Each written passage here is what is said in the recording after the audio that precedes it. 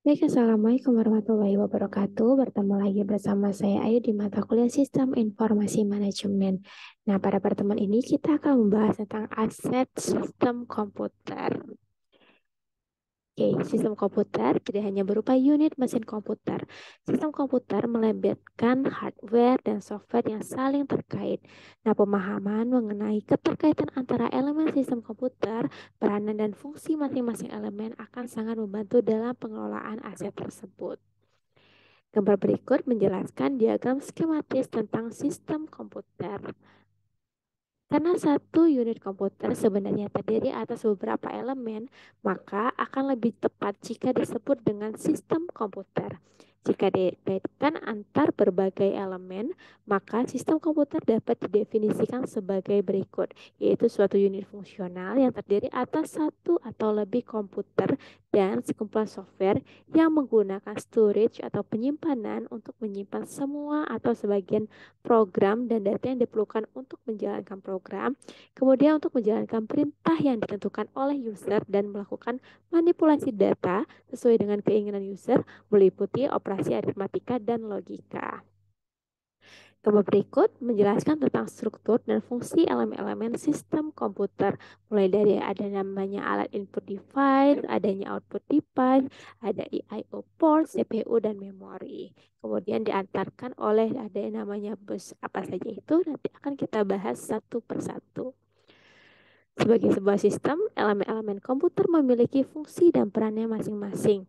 Nah, secara fungsional, sebuah unit komputer dapat dibagi menjadi struktur sebagai berikut, yaitu sebagai ada piranti namanya piranti device, nanti atau device masukan dan keluaran sebagai alat input ataupun output. Kemudian alat pemroses utama, ada juga yang namanya CPU, memori, dan juga bus sebagai jalur transmisi antar berbagai fungsi. Kita bahas dari CPU terlebih dahulu. CPU merupakan otak dari komputer dan apa yang kita kenal sehari-hari sebagai prosesor. CPU dapat dibagi menjadi dua bagian, yaitu control unit dan arithmetic logic unit atau lebih sering kita dengar dengan kata ALU. Yang keduanya dilengkapi dengan register, yaitu area penyimpanan dengan kecepatan tinggi. Nah, semua bagian tersebut terhubung melalui beberapa jalur komunikasi elektronik yang disebut dengan bus.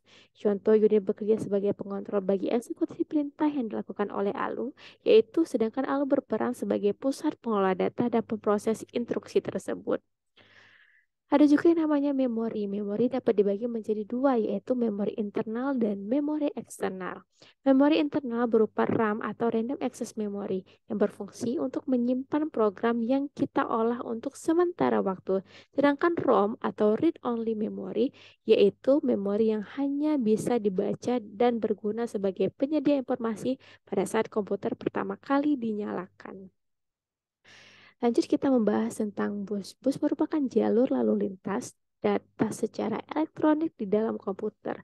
Secara fungsional, bus dapat dibedakan menjadi tiga macam, yaitu ada address bus, data bus control, dan bus sendiri. Address bus merupakan bagian yang digunakan untuk menandakan lokasi sumber ataupun tujuan pada proses transfer data. Melalui jalur bus ini, CPU akan mengirimkan alamat memori yang akan dituliskan atau dibaca. Address bus biasanya terdiri di atas 16, 20, 24, atau 32 jalur paralel.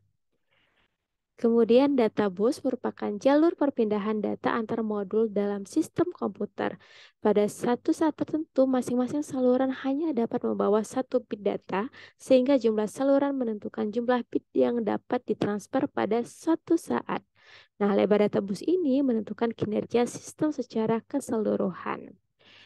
Kontrol bus merupakan bus yang digunakan untuk mengontrol penggunaan serta akses ke data bus dan address bus. Kontrol bus ini dapat terdiri dari 4-10 jalur paralel. Oke, bagaimana Sobat Bidar? Apakah sudah mengerti? Jangan lupa jika ada pertanyaan, tulis di kolom komentar atau reply forum yang ada di e-learning. Sampai bertemu di part yang kedua.